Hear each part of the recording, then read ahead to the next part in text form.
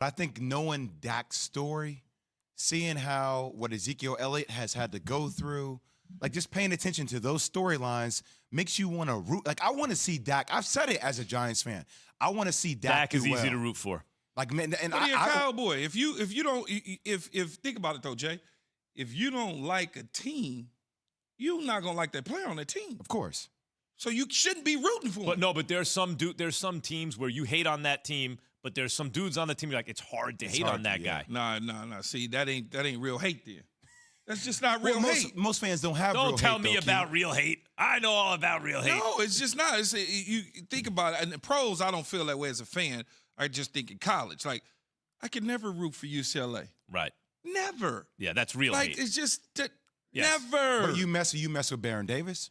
You rock But with I certain know dudes. VD from our childhood. You so wore the that's a Kevin Love different- jersey. Well, that's because you gave it to No, me. you know I what the had real to difference pay is? off a You bet. played for the rival. You played for that. That's a whole different Even though level. you didn't play for the Giants, you love the Giants. I love So them. therefore, no matter what the Cowboys, who it is, you should always dislike the Cowboys. I do. I root You should against the hope- Cowboys. You should hope every single time that they take the field, something bad happens to them. I do. Then you shouldn't like that. No, what I'm saying is there are some dudes who make it hard to hate on the team. Keyshawn, JWill, and Max, presented by Progressive Insurance. All guests join on the Goodyear Hotline. All right, so the Cowboys won in a rout. That's the first primetime game. You know, we're on it. We're here by 5:15 in the morning. So those primetime games have kept me with little sleep.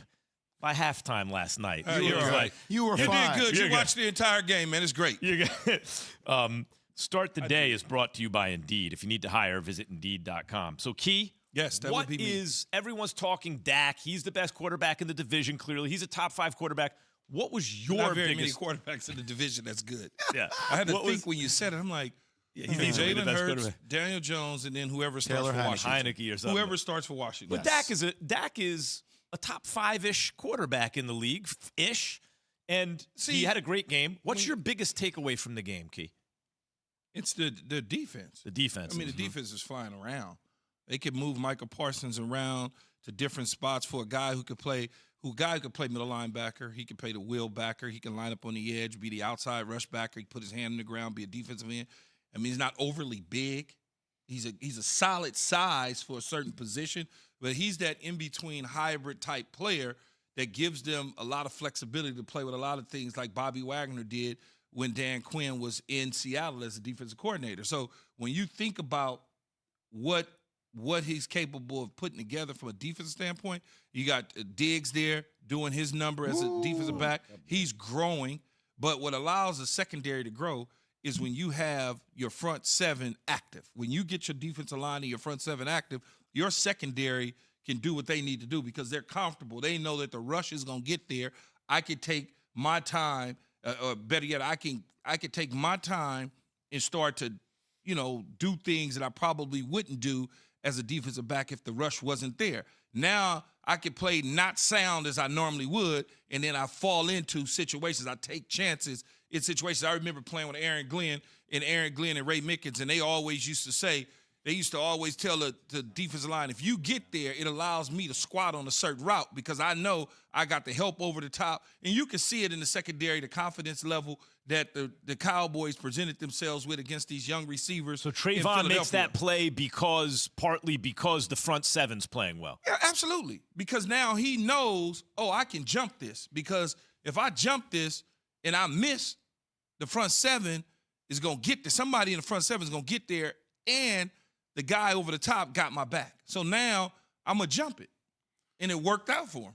Yeah, well, the Trayvon Diggs thing, 2 shout-outs for me. Number 1 to Kellen Moore because I think the play calling was off the charts.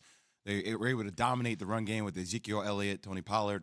We talked about that yesterday, right? The Eagles' defensive line allows you to penetrate that, so they did that. I think they actually have one of the most explosive offenses there is in the NFL. You can rank that top 5. Mark that down.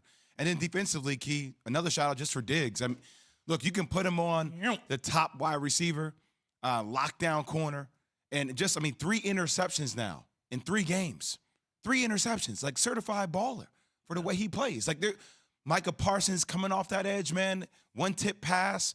Just their defensive principles. It seems like this team is better, and their defense, because of Dan Quinn, like he just stated, I mean, they're a team they're going to contend. Well, when you got 11 hats rallying to the ball at all times, and even if you don't get 11, let's say you just get 6, that's a lot of hats to a ball. There's no standing around. If you go back Dan Quinn and look at what type of defense they were running, the guys were standing around. They wasn't rallying to the ball. This is very similar to what Seattle was like in the early stages with him as their defensive coordinator. I think this team is, it's interesting. I know a lot of people are waiting for the pin to burst the bubble, but I don't think it's going to happen this year. I think this team is going to put themselves in prime position to make a strong run at the NFC. Looks like there's one good team in the NFC East, and it's the Cowboys. So far, that's held. True. I'll tell you what. They can be undefeated. What I want to know now is the Diggs brothers, is that combo? Have they replaced the Kelceys as the best brothers in the NFL? So it's only Kelce and Diggs? I mean, the Schwartz brothers were linemen, and they were good. But no, but I'm saying right now, is it just? I'm trying to think of any other brother combinations in the NFL. But Trayvon, for one guy to be a receiver at that level, and another dude, they're done. Yeah, dude to be a defensive back at that level. Oof. Thanks for watching ESPN on YouTube. For live streaming sports and premium content, subscribe to ESPN Plus.